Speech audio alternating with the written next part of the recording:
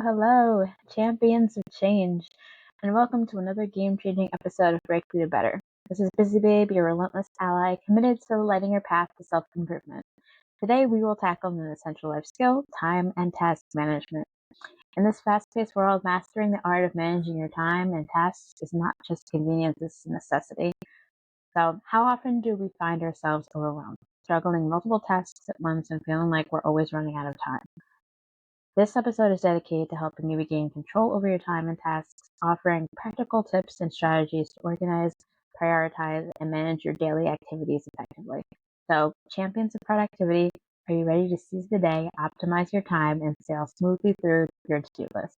Let's conquer this together right here on Breakthrough to Better. P.S. We're doing a giveaway raffle every week for those that leave reviews and comment below. This week's giveaway is brought to you by Layered Jewelry, affordable, stylish, quality pieces that let you express your unique style. This week's winner is getting a piece of their choice.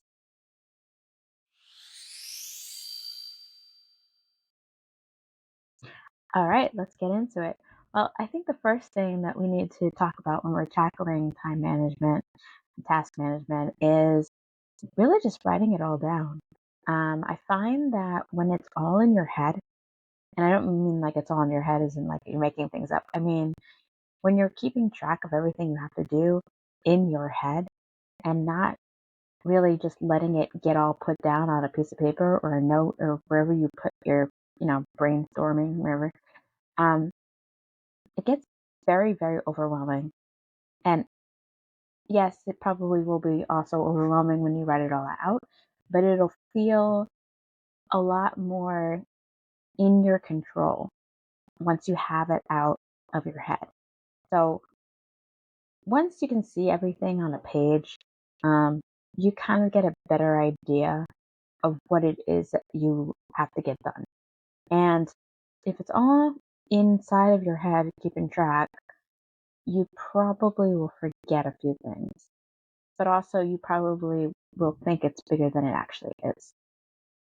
And once you can see it all on just a piece of paper or a note, you can also take that next step. And that next step is really to prioritize, okay, what actually needs to get done today, tomorrow, this week, this month, this year. Because a lot of times when we add things onto our to do list, it's like a never ending to do list. And it'll be like something that doesn't have to get done for like another year or so. And we add it to the list thinking like, oh gosh, another thing to add. But really, like, it doesn't really need to get done that week. Um, so I think prioritizing your to-do list is also another thing that is really, really important. But also think of it as, what do I really need to get done today? Or what are the 3 things on this list that if I got them done today, would I be proud of myself? And then just get those 3 things out of the way, or even at least chip away from one of them. And I find that if you break those bigger tasks down into smaller tasks that you can do on a daily basis, it gets a lot less overwhelming as well. You would think it would be the opposite because you're breaking a task into more tasks, but it's actually the opposite because you actually feel like you're moving forward. And I find that we get more anxious about our to do list when we don't feel like we're moving forward. So, to help with that is really just writing it all down and then also being the ability to check things off. So I forget the science behind this, but there is a chemical in our brain that gets triggered whenever we're able to check things off our list. We feel like, we did a good thing and yay us, right? And we feel like we're making progress in our lives and moving forward. So you definitely want to be able to check things off. And I remember when I was working in New York, I like took this very seriously about giving myself this little like hit of like I did something.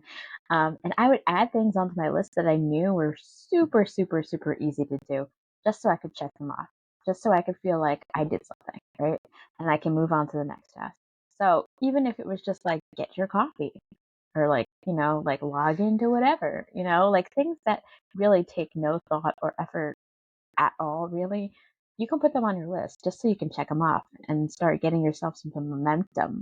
Because once you start, it's a lot easier to keep going. If you are one of those people that procrastinate starting, like me, hey, I am one of those people. Um, then just put something on your list that is so easy to do. You can get it done in like a minute or less. And then once you're able to check that off, you're like, oh, great, I did something. Now let's go on to the next thing. And I know a lot of school of thoughts will say, tackle the hardest thing first, and then the rest won't be that hard or they'll seem easier. But I find that if I put the really big, struggling task first, I procrastinate like crazy because I don't want to deal with it. And yes, there are ways that you can be like, well, just make yourself do it and then everything else will be easier. Yes. But on those days where you're really struggling to start anything, because you're not going to be a machine, not every day is going to be, like your 100% effort, or you're going to feel like doing everything on that list or even like one thing on the list, right? But I find that if you just put something very, very manageable and easy on your list and just check it off, other things will become a lot easier to complete. And you'll at least be in the starting mode because half the battle is getting into starting mode in your day. Like a lot of us will say, like, oh, I need my coffee first before I can even think about getting started with my tasks. And yes, um, that does exist. So maybe just put your first task as make my coffee. And something that has been really, really cool, it's just task um, bonding, or there's a better word for it, but it's eluding me right now. But just pairing up tasks that you do and things that you like to do with another task that maybe you're not so fond of doing, but you have to really start getting yourself to do it every day because you know it's good for you or moves your life forward. So, for example, if you love the smell of coffee in the morning and you love making your coffee, pair a task with that task. So, let's say you hate flossing, right? I don't really know anyone who enjoys flossing, but let's just say you hate flossing, right? And maybe you set up your environment to help you with that. So, what would be good for that is let's say you put one of those like little flossers, those little like, I don't know how to describe them, but they're like the one offs, the ones that you just go in and you floss and then you throw it away. Um, Floss picks, maybe is what it's called. But you just put like a bunch of them in a box, right? Or however they come next to your coffee pot or your espresso machine, whatever it is. And every time that you go to put your coffee on, you take one of them and you floss your teeth while you're waiting for your coffee to brew. So you're doing something that you normally would do and that you enjoy doing, but you're pairing it with a task that you don't really enjoy that much, or something that you haven't yet created a habit with. Pairing those two tasks together will make you more likely to be able to do it, also to remember to do it, and also kind of trigger you into the future of doing it just automatically because it's something you already do anyway. Another thing that you can do, and this is where it gets a little bit more high tech, um, is use an AI assistant. And I hadn't heard about this until this past year, but there are AI calendars or task management calendars that you can literally put in all of the things that you have for the month, the week, the day, and it'll schedule those things that have that definitive time of beginning and end, and things that even repeat weekly, you can put in there. So you have the things that are basically like the ones that are going to stay that way no matter what. And then you can put in your tasks of what needs to get done, even down to the point where you can like prioritize when it needs to get done by, how important it is. Is it a task or is it like a habit, like, or is it an event, right? Like if you have an event to go to, you can put it there. So it's like a one off thing, right? And you can either plug it in with an actual definitive time if you want to really take control of it. But if you want to get the most out of the AI technology, what you do is you put in all of your tasks and it'll tell you exactly when to do it throughout the day so that you get all the tasks done and also are able to do the main things that you usually need to get done that day. So it'll find little windows in your schedule. And what's really cool about it is that let's say something pops up, like 'cause it's life, something's going to happen, and maybe you need to pick someone up from somewhere, or something breaks and you need to, you know, fix it or whatever. You can actually say, "Hey, this popped up." You put it in, and it'll rearrange your entire schedule around for you without you thinking about, where am I going to fit this in? It'll fit it in for you, which is so crazy. But there's this app called Motion that I like to use. And I think you do have to pay for it, but I think it's so worth it because time is money, right? And you get your time back. It'll even show you where you have like little free slots. So if someone needs to schedule something with you, you know exactly when you're free.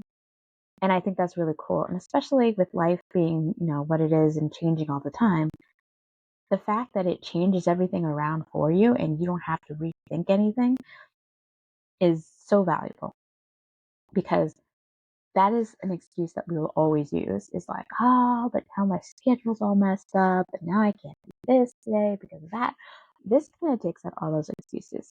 And you're like, oh, wait, but it says I can do it here. And I'm like, oh, wait, I can do it there. So at the end of the day, if you're not getting things done, it's because you're not prioritizing them yourself, and you're not actually actively doing the thing. Not because you don't actually have the time, but because you just don't do them. And at that point, who is there to blame except for yourself? And I think once you can get around that idea that I'm not getting things done just because I'm not getting them done, it's a lot easier to readjust the next week and be like, okay, this is me, not my schedule, not my surroundings, not my environment. It's just me. So I can fix me, right? And then also, um, there is something that I heard recently from Ed Milet. I was doing it for a little bit, but then I kind of just lost track of it because my schedule was all messed up um, in terms of sleep. So I do have to get back to this. But it really was great when, it was something I was putting into practice, which is you can basically have, I believe it was 4 days in one day.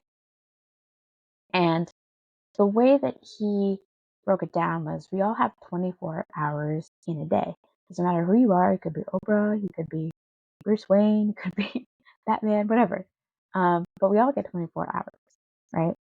And when you think of everything that, Oprah's accomplishing in her life versus everything that we accomplish in our life, it's like you think that somehow she's getting more time than you, but really that's not true. It's just how they handle their time.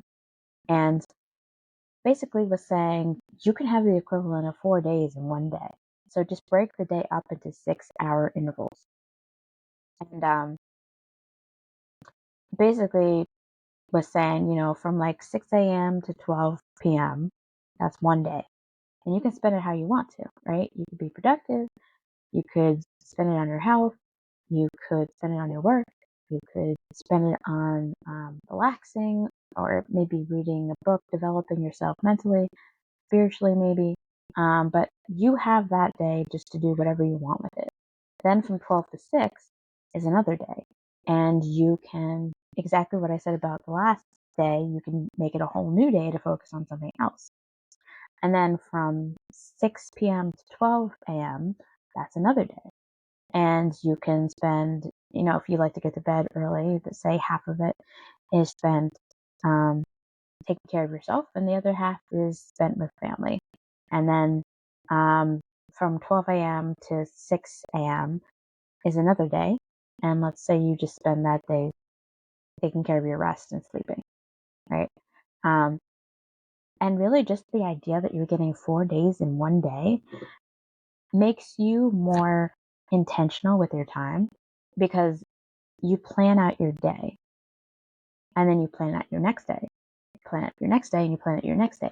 So it's, when you think about time intervals in days, it's more, what can I get done in this day? Instead of just taking a whole day to be like, well, I'm going to do this and then I'm going to do that, and maybe I'll do this or maybe I'll do that. There's more time to play with, and therefore there's more time to play and dilly dally and not really be intentional with what you're doing with your time. But if you had 4 days in one day and they were not 24-hour days, they were 6-hour days, you would be way more intentional with what you want to get done in that time. And so just looking at it in a micro day sort of way, it it really focuses you and it really allows you to really step back and say, okay, what am I going to do with this day? And obviously, you can't count them as days as in like today's November 25th at 12 p.m. It's November 26th. Like you can't do that. But what you can do is just be more accountable for the time that you do have. And something else that really has been helping me is really keeping track of the amount of weeks that you have left. Um, and in terms of your lifespan. So, like on average, um, a person gets maybe 81 years, um, maybe like 70 years of quality life. And if you subtract what you have already been through, minus from that number, you get the amount of weeks you have left of quality life. And if you look at that visually, you can do it yourself or you can get calendars that show it visually. Um, Life in Weeks, I believe, is the one that I have. But you can just write little boxes. And each week, just, like cross out the box, like fill in the box. And visually, you can see how many weeks you have left, which is really bizarre and somewhat, um, I don't want to say anxiety producing because it shouldn't be an anxiety thing. It should be more of a really value the time that you have. It shouldn't stress you out. It should motivate you. It should inspire you. It should aggravate you to do more. And when you realize how much time you have left, you view time very differently. And when you view time differently, you value it differently. And when you value it differently, you treat it differently. And by that, I mean you schedule things that are actually going to matter instead of scheduling things that don't matter. And that's another thing that I think that we forget to do is we forget to schedule things. And it doesn't sound romantic, it doesn't sound carefree, whatever, to schedule things, or like it doesn't sound very romantic to schedule a date night or schedule time with your family or schedule when you're gonna play. But I find the more strict you are with a schedule, the more you get done and the more time you have to enjoy. Whereas if you don't schedule things, a lot of the times your free time is going to get eaten up by the things that you either forgot to do, you didn't schedule, or you just blindside you because you should have done it weeks ago and now you're realizing you only have a day to do it.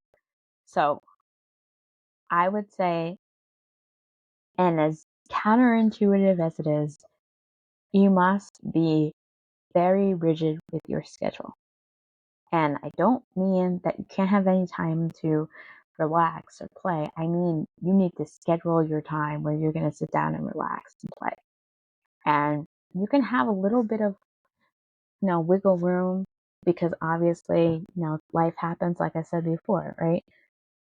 But let something else, as an AI or just, someone else or however you want to handle it, work on that side of the wiggle room. Like let them deal with the, oh gosh, this is happening. Now when do I find time to do this? So you don't have to worry about how do I fit all this in. Someone else or something else can tell you how to do it and you just do it.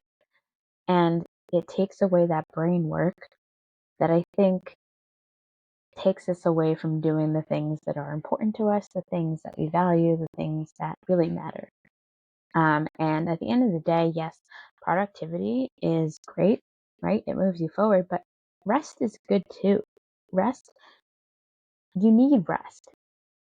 You need a time to just be with yourself, right? You need time to personally develop. You need time to assess what you've done. You need time to step back from things and really look at them. You need time to regenerate, right, in order to do more. And we can't always be on all the time because burnout is a very real thing. And if you burn out, you will spend a lot more time trying to get back to where you were than if you had just rested in between. And I think with our hustle culture and our, I'll sleep when I'm dead culture, like all of that stuff, like, yes, working hard is important. Yes, going after things. Yes, having a season of where you put in a lot of work, great. But we can't always be giving, and expect on the back end that we're filling ourselves up. Because if you're not doing it, no one else is doing it. So I think just the ability to schedule that time in between those busy seasons, or even, just an hour to yourself a day, just to take your time and breathe, is going to be very beneficial. You need that time.